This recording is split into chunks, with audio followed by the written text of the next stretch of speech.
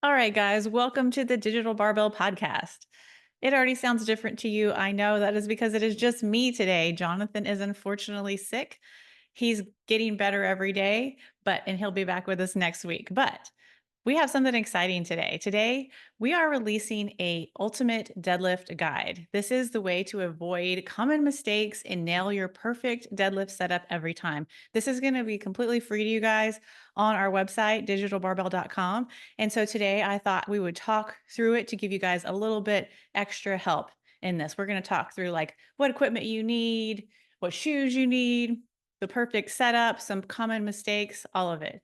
But today, let's get to the sponsor. Today, we're sponsored by Lysol. Lysol has been coming in clutch for me to disinfect this house to make myself stay safe and healthy while Jonathan is sick. So, thanks for sponsoring us today, Lysol. All right, like I said, if you just go to digitalbarbell.com today, you will be able to get the ultimate deadlift guide. So the deadlift can get a bad rap sometimes. I think there's a lot of like stigma around like, if you deadlift, you could hurt your back. It's bad for your back when that's totally false. The deadlift is going to be what is going to strengthen not only your back, but your entire posterior chain when done properly. And that's why we really want to go through this today. All right, guys, let's start with what you need. Obviously, you're going to need some weights and a barbell. The brands that you choose don't matter. What does matter is the size of the plates. If we are recommending to our clients who are like building out their home gym, we're going to recommend that you guys get all standard Olympic size plates. The big 45s that you see at the gym, if they're whether they're plastic, they're the rubber or metal, are 17.7 inches in diameter. And the reason that this matters is that it dictates how high the barbell starts off the ground. What we don't want is to put on some of those smaller plates, like if you've seen the metal plates, the 25s, and they're pretty small. If we start with something like that, that puts the barbell really low and puts our back in a bad position. So if you're building out your home gym, we recommend that you guys invest in bumper plates. That will make sure, like, whether you put a 10 on your barbell or you put a 45, it's going to be a standard height off the ground. If you don't have that and you have the smaller metal plates, then we'll have to build up your barbell by putting like some pieces of wood or something under your metal plates so that you can start your lift at the proper height. We just want to make sure that your back is in a good position. If you're deadlifting over 135 pounds to start, then you're okay because those 45s are going to be the proper diameter off the ground. All right, the next thing you're going to need is a good pair of shoes. We want to choose a shoe that is snug, secure with a solid and flat bottom. What we don't want to do is deadlift in a running shoe. We don't want to deadlift in a running shoe. We don't want to squat in a running shoe. We don't want to press in a running shoe. A running shoe is meant to give you some bounce. And so we don't want to be moving around like that whenever we're pulling heavy weights or squatting heavy weights or pressing heavy weights. We want to choose a shoe that allows us to have a really good connection to the floor. So this can be a trainer that is considered, like, I like to call them a CrossFit shoe, because when they first came around, they were made for people doing CrossFit because we were, pulling barbells and running and jumping on boxes and jump roping. And so these shoes have a nice and flat bottom that allows you just that to be connected to the floor without a lot of bounce. The other option is a true weightlifting shoe. Weightlifting shoes, I mean, Jonathan and I both have pairs of Reebok lifters that we probably bought in like 2015, and they're still kicking today. Um, you can invest in one or two of these in your life. They just last forever. But what they are is a shoe with a really hard bottom and an elevated sole that really just makes sure that you have that good contact with the ground and put your heel in the proper position for deadlifting, pressing, and squatting. When I used to own the gym, like, I could tell if someone had the wrong pair of shoes on because they would leave like tracks all over the black mats of the floor. Because running shoes just technically have like a very absorbent type of sole. And so you could see them like leaving dust marks everywhere they walked. And I was like, okay, you got to change your shoes. You got to get some different shoes. Not only is it not good for what you're going to be doing in here, but you're making a giant mess. Another question we get a lot is like, should you use a lifting belt when you're doing a deadlift? So Let's talk about what weightlifting belts are even designed to do. A weightlifting belt is designed to give you a stable loop around your torso that you create pressure against. This pressure that you create against the belt is what's going to make your back stable during a heavy lift. These belts aren't something that you are supposed to just strap on and keep your back in place without you bracing against it. I think that that's like one of the things a lot of people think is that if they put the belt on, their back is protected, but that's it can't protect you like that. You have to be able to already brace against it. So, yes, I do think that having a weightlifting belt, if you are serious about deadlifting and you're, going through a linear progression and increasing your deadlifts, that you should use a weightlifting belt, but you should first and foremost learn how to breathe and brace. So what that is I like to tell people to brace your stomach.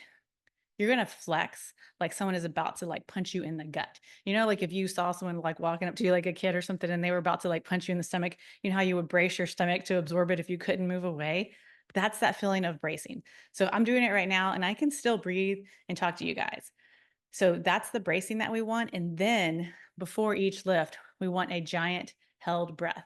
And the one biggest mistake that we see in this held breath is that it's not the kind of breath where you like are like sucking your stomach in. You're like, oh, look skinny, look skinny. It's not that kind of breath. It's the kind of breath where you're like making your stomach go out. And so if we're braced and then we're pushing our stomach out to fill our belly with air so that nothing can move around, that's the type of bracing that we would be pushing against if we were wearing a weightlifting belt. Another piece of equipment that is really handy for deadlifts is lifting straps. Lifting straps are like a fabric or a leather strip that can transfer some of the load of the grip to your wrist. So this is helpful if you like have you're starting to have grip problems or you have like a tendonitis and your grip is limiting your deadlift, not necessarily your strength. So these are great. We have actually a link in the guide that you can click on, and it takes you to our Amazon store. And we have the pair that we love, and this is again something that you can invest in, and they just like last you forever. The one thing that you don't want to do is just initially start out using grips because we do want our grip, if possible, if we don't have any kind of injuries or something, to naturally strengthen as we do these deadlifts. So if you've gotten to a point where you really need the straps, I would do like your warm-ups. I would do, as many lifts as you can, as many weights as you can without the straps, and then use the straps only when necessary. All right. Now we're going to get into like the specifics of how we're deadlifting, but first we've got to get warm for deadlifts. So if you are just hopping into the gym, first thing on your list is deadlifts. Definitely don't start just with deadlifts. We recommend to all our clients that you go through like a general warm up. And this is something that just like gets you moving because like if you've just arrived at the gym, you've probably been sitting in your car or sitting down for your work day or something. So you want to get your body moving. So we like to take our clients always through a general warm up before they even start touching the barbell to warm up their deadlifts. So a sample of this would be something like, like a run, a jog, a bike, a row, something to, get your heart rate up and get your body temperature up. And then I like to do things like, definitely some squats, definitely some sort of push-ups just to get bonus work in there. Good mornings or bootstrappers or anything that stretches the hamstrings are great, and some air squats. So you could do 2 to 3 rounds of a mixture of about 10 reps of each of those, and you will be good to go to start touching the barbell. All right, now we're ready to warm up our deadlifts. Again, we don't want to just do our general warm up and then jump right to our working weight. We want to progressively load the barbell as we decrease reps. So the warm up I will give all of my clients every time is to do usually a set of 5 reps with an empty barbell. This is if whether you're squatting, whether you're pressing, benching, or deadlifting, anything that you're doing with the bar, I like to move with the empty bar first. And what this does is just like allows the body creaks and everything to come out as you're with no strain on the body because you just have an empty barbell. For a deadlift, I would just do RDLs. Obviously, you don't want to take the barbell all the way to the floor. So you could do 5 or 10 RDLs with empty barbell. And then we'll start to progress. We'll go in sets of 5 reps, 3 reps, 2 reps, and finally 1 rep increasing the weight as we decrease the reps. So what this does is just allows you to feel out these weights, make sure everything's feeling okay, practice the form, really, really dial in your mechanics, gradually add weight without fatiguing the body. So for example, say you were going to deadlift 3x5 at 275. What that would look like was a set of RDLs with empty barbell. Then you're going to pop on 135, 5 reps. You're going to pop on 185, 3 reps. Pop on 225, 2 reps. Finally, a rep at 255, and then you're ready to go with your working weight. If you were only deadlifting at 135, you could kind of do the same thing. 5 reps with the empty barbell, 5 reps at 65, 3 reps at 95, 2 reps at 115, 1 rep at 125, and then you're ready to roll. All right, guys, this section might take some visualization, but we can get through it. We're going to talk about the 5-step deadlift setup. We teach this to all of our clients because once you get this down, this is the way to ensure that you are set up quickly and efficiently with no question on where your hips should be. One of the most common mistakes, and we'll get into mistakes in a minute, but one of the most common mistakes that we see in a deadlift is squatting down to get the bar. What that looks like is you're literally just like squatting down and you're squatting the bar up versus deadlifting the bar. And when we do that, we're not working the muscles that we're trying to target when we do a deadlift. So the first thing that you're going to do is you're going to stand with your feet under the bar in a hip width position. So in order to get that perfect hip width position, if you just hop a few times in place up and down, your feet kind of naturally go into your hip width position. So that is like, if you're not sure what is your hip width position, just hop a few times in place and your feet will land right there. And then just turn your toes out just slightly. This will give room for the bar to stay close. And you're going to put the barbell right directly under your laces. This is going to be about an inch from your shin. So one of the common mistakes that we see here is that people are too far away from the bar. And if you're too far away from the bar, it kind of destroys your whole setup. Now, without bending your knees, and that's the biggest thing here, is don't let your knees bend in this step. In step 2, you're going to get your grip, and you're going to get your grip just outside of your legs. So you're going to be about 1.5 inches outside of your legs for that grip, but don't roll the bar. Don't let the bar move an inch. And that's going to be the key to making sure that this setup is done right. The next thing that you're going to do is you're going to bend your knees and bring your shins to the bar, but you're going to make sure that you don't roll the bar at this point because moving that bar again will adjust where your hips are. So we're standing over the bar an inch, our shins are an inch from the barbell.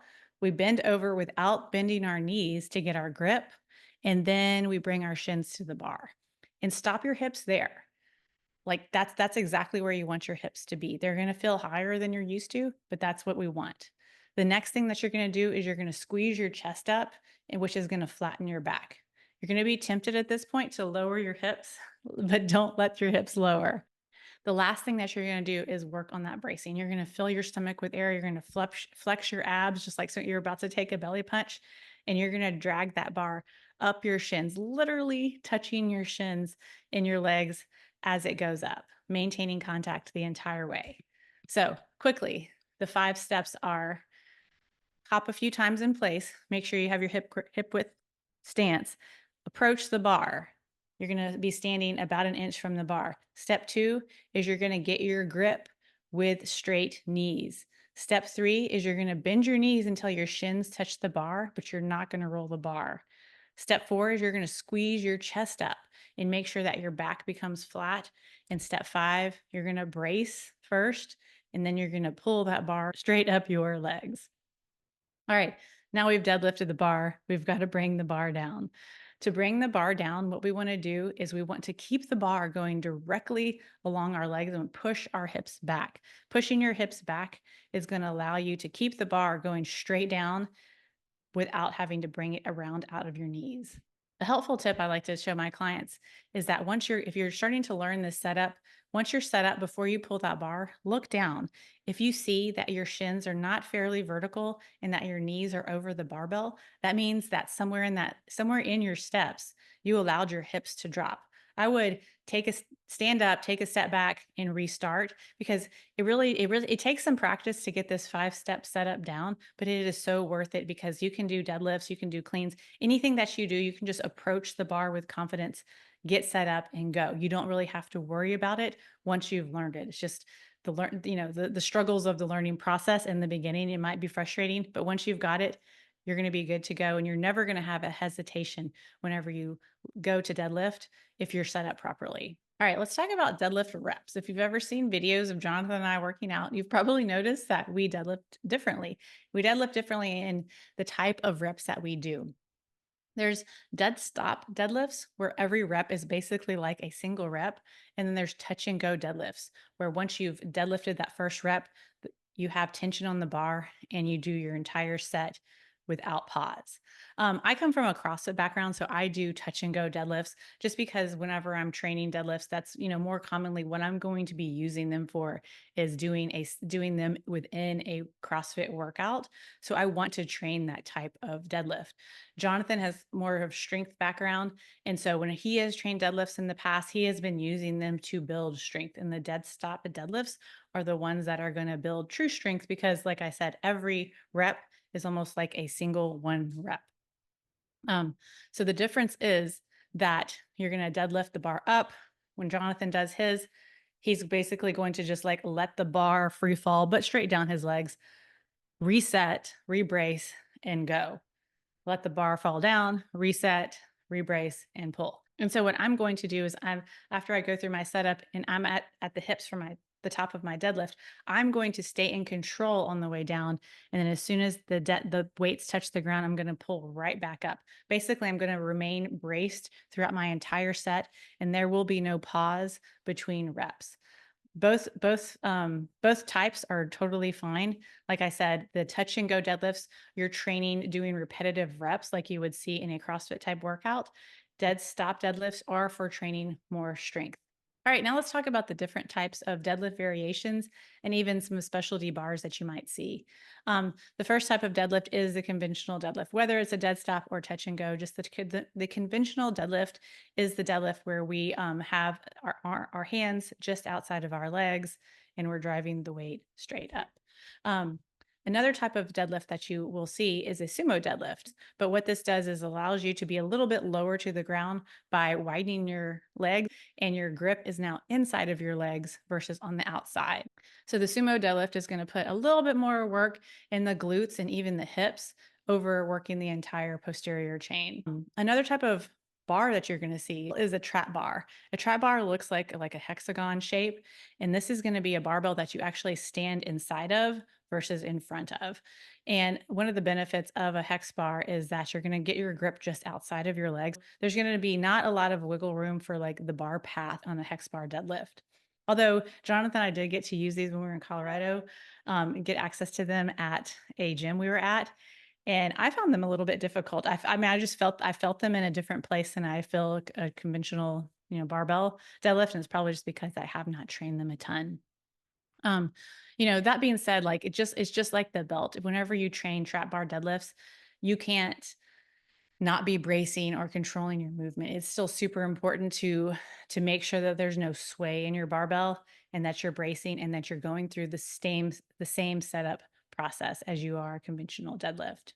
Another type of deadlift is a Romanian deadlift. So the difference in a traditional deadlift and a Romanian deadlift is a traditional deadlift starts from the ground or a dead stop and is pulled straight up, whereas a Romanian deadlift starts at your hips and you're going to bring the bar with almost a straight leg with a slight knee bend just below the knee. And what this is going to do is it's going to put a ton of pressure on your hamstrings. So we use these a ton in our training as a supplemental lift to really put that work and emphasis on the hamstring. Let's talk about common deadlift mistakes. Like we talked about at the beginning, the deadlift gets a bad reputation for being dangerous. And the deadlift only becomes dangerous when it's done with bad form or you try to do more than you should. So that being said, let's go over to the top 5 deadlift mistakes that we see. Number 1, we already talked about, and that is the squatty deadlift. That is basically squatting the barbell off the ground versus deadlifting the barbell off the ground. And what this is going to do is it's not going to shift the work to our posterior chain where we want when we're actually doing a deadlift. It's going to make this deadlift almost like a squat where we're just holding the weight below us, and it's going to put most of the work into our quads. So the reason that this happens is all about that setup. We're getting set up, and we shoot our knees forward. Our knees are blocking the barbell and our hips are almost like parallel with our knees, and we're having to just squat the weight up versus be in that position where our hips are higher than our knees and we're pulling the weight up or deadlifting the weight up. All right, the second mistake that we see is yanking the bar off the floor, right? You're set up, you're psyched, you're ready to PR your deadlift, and you kind of get get revved up, you give it a little bend to your elbows, and you're just gonna like get some momentum on this barbell. No, don't do that. Don't do that at all. Whenever we set up, we like to tell people to like almost try to pull the weight off the floor before you go. You want to have a ton of tension. Your arms are like supposed to be like straps attached to the barbell. You don't want to have any kind of bend in your elbows, so that has to like give way before you start pulling that barbell.